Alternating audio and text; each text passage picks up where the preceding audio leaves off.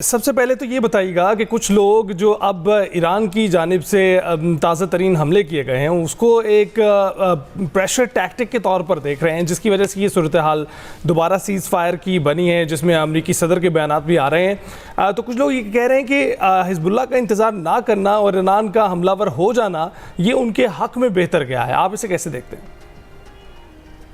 जी, मैं समझता हूँ कि देखें, अभी मैं कोई 10 एक दिन के लिए चाइना गया हुआ था कुछ सिक्योरिटी कॉन्फ्रेंस के लिए, लेकिन उससे पहले जो कुछ आखिरी मीडिया इंटरव्यूज थे उसमें मैंने यही कहा था कि बात डॉलर्स एंड डस्ट पे आके अटकी हुई है।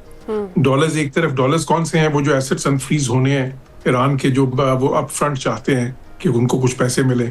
और डस्ट जो है जिसको न्यूक्लियर डस्ट कहते हैं, प्रेसिडेंट ट्रंप, जो कि वो 60% अफजूदा यूरेनियम है जो नातांज और फर्दो और इस्फहान की ज़ेर ज़मीन साइट्स में दबी हुई है इस वक्त। सबसे अहम इशू वो है। जहाँ तक लेबनान का मामला है, मैंने कहा था कि ये बिल्कुल बहुत अहम है, लेकिन ये मेक और ब्रेक नहीं होगा। तो अभी ईरान ने जो स्ट्रेटजी अपनाई है वो दिलचस्प थी। वो ये थी कि उन्होंने कहा कि ताकि ये मेन जो असल मुज़ाकरात हो रहे हैं उसको, उस प्रोसेस को सारा सबोटाज ना कर दे, तो उन्होंने कहा कि इससे अलग से डील करते हैं हम। और वो अलग से डील इस तरह किया उन्होंने कि ज़ाहिर है उन्होंने मिसाइल्स दागे इसराइल पे, जब उन्होंने अभी लेटेस्ट हमला जब किया उसके बेरूत के नवाब में, इसके हिजबुल्लाह के कमांड सेंटर्स पे, कमांड एंड कंट्रोल सेंटर्स पे, और ये बताया कि जी हम, और उन्होंने अपना एक किस्म का नया स्ट्रेटेजिक डॉक्ट्रिन दिया कि अब जब भी आप वहाँ पे हमले करेंगे, जो हमारा वो रेजिस्टेंस जिसको वो कहते हैं अपना, अब तो फिर हम आपको रिटेलिएट करेंगे, हम स्ट्राइक्स के जरिए, मिसाइल्स के जरिए, ड्रोन्स के जरिए। तो लेकिन इसमें जो अहम चीज़ है वो ये है कि उन्होंने प्रोसेस को, जो मेन प्रोसेस है उसको ब्रेक डाउन जो है ना नहीं होने दिया किसी तरह ईरान ने। तो वो ख्वाहिश दोनों साइड्स पे है। इस तरह मैं कहता भी रहा हूँ, ईरान में भी है, ईरान की साइड से भी और अमेरिका की साइड से भी, दोनों ही चाहते हैं कि कम से कम इफ्ताही मुआहदा हो, वो एक MOU जो साइन होना है, और जिसके बाद फिर बाकी डिटेल मुज़ाकरात हो 30 या 60 दिन की जो विंडो है उसमें हो, क्योंकि दोनों ये जो फरीक है इनको सूट करता है इस जंग से अब ऑफ रैम्प जाएं। किसको सूट नहीं करता? इजराइल को। और इसीलिए इजराइल कोशिश करता रहता है किसी ना किसी तरीके से इसको सबोटाज करे। लेकिन इन दोनों ने, ईरान ने भी और अमेरिका ने भी, इजराइल को वो प्रोसेस सबोटाज नहीं करने दिया। अमेरिका ने तो जाहिर है कि फिर जो नेतन्याहू को थ्रेट्स दिए, और जिस मैंने पहले कहा भी है कई बार कि जब अमेरिका चाहता है जहाँ पे, वो इजराइल को मनवा लेता है, और अगर वो मुआहदा भी कोई करेगा तो फिर वो इजराइल को जो है ना, उसमें कैपेसिटी है कि इजराइल को टेक इजराइल अलोंग। तो वही सिचुएशन है इस वक्त। जो सबसे अहम मामलात हैं वो वही हैं, वो जो है ना सैंक्शंस रिलीफ और जो एसेट्स की अनफ्रीजिंग है, डॉलर सम कह लें उसको आप, और दूसरी तरफ ये जो अफसूदा यूरेनियम वाला मामला है उसकी सीक्वेंसिंग पे मामला आके अटका हुआ है इस वक्त। सीक्वेंसिंग क्या होगी? यानी कि अमेरिकन ये कहते हैं कि जी हम वो पैसे फ्रीज जो है ना अनफ्रीज तब करेंगे कि जब आप पहले ये जो है ना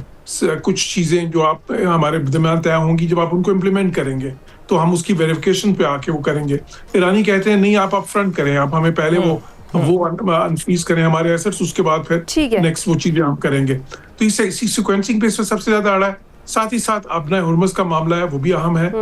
लेकिन वो इससे रिलेटेड है, वो खुद क्रिटिकल इशू नहीं है। रिलेटेड इस तरह है कि ईरान समझता है कि वो हमारी बहुत बड़ी लेवरेज है, और वो लेवरेज हम न्यूक्लियर इशू पे और बाकी सारे मुज़ाकरात में जितने इशूज हैं उस पर इस्तेमाल कर सकते हैं। अब ईरान में ये भी चीज जो सी है, जो मैं कहता भी रहा हूँ कि एक चीज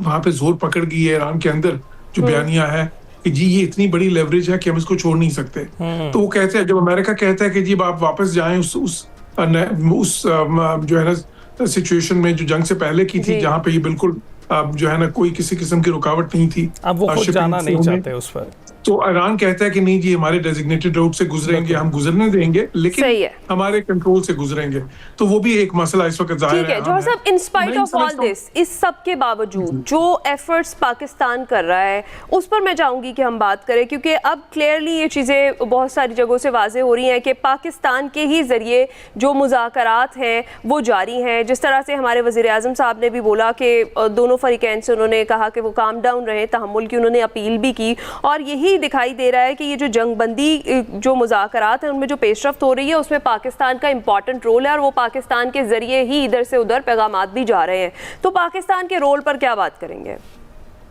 देखिए, उसमें तो कोई शक ही नहीं है किसी को कि पाकिस्तान का रोल जो है सबसे अहम रहा है इस सारे प्रोसेस में। पहले फैसिलिटेटर के तौर पे, फिर मीडिएटर के तौर पे, फिर मीडिएटर प्लस के तौर पे मैं कहूँगा, क्योंकि उससे भी आगे बढ़ के पाकिस्तान ने इसमें जो है ना कई मौके पे जब बिल्कुल ब्रेक डाउन हो जाता है ये प्रोसेस बड़े क्रिटिकल टाइम्स पे, तो पाकिस्तान ने उस चीज़ को रोका और बहुत ही ज़्यादा जो है ना इस सरगर्म किस्म की डिप्लोमेसी उस वक्त हम नजर आई, जिसमें फील्ड मार्शल खुद कई बार ईरान गए या उनके जो डेजिग्नेटेड नुमाइंदे इंटीरियर मिनिस्टर, या फिर वजीर आजम की बात हुई सदर पेज़ेश्कियान से, तो वो और फिर उसी तरफ दूसरी तरफ जाहिर है प्रेसिडेंट ट्रम्प के साथ भी उसी लेवल पे। तो ये जो है ना पाकिस्तान ने तो बहुत ही क्रिटिकल टाइम्स पे इस सारे प्रोसेस को ना सिर्फ ब्रेक डाउन होने से बचाया, बल्कि कई मौके पे ऐसी तजावीज़ जो हैं दोनों साइड जो उनकी होती थी उसमें पाकिस्तान के मशवरात भी शामिल होते थे और जिसको वो बहुत अहमियत देते हैं। और फिर एक सबसे बड़ी चीज़ कि देखें इस वक्त एक बहुत बड़ा मसला ये था कि इन दोनों साइड्स में, दोनों फरीकों में कोई इत्मीनाद नहीं है, बिल्कुल बहुत बड़ा गैप है इत्मीनाद का। तो पाकिस्तान पे दोनों इत्मीनाद करते हैं, बिल्कुल। तो वो जो पाकिस्तान पे इत्मीनाद था उसको पाकिस्तान ने इस्तेमाल किया उस गैप को फिल करने के लिए।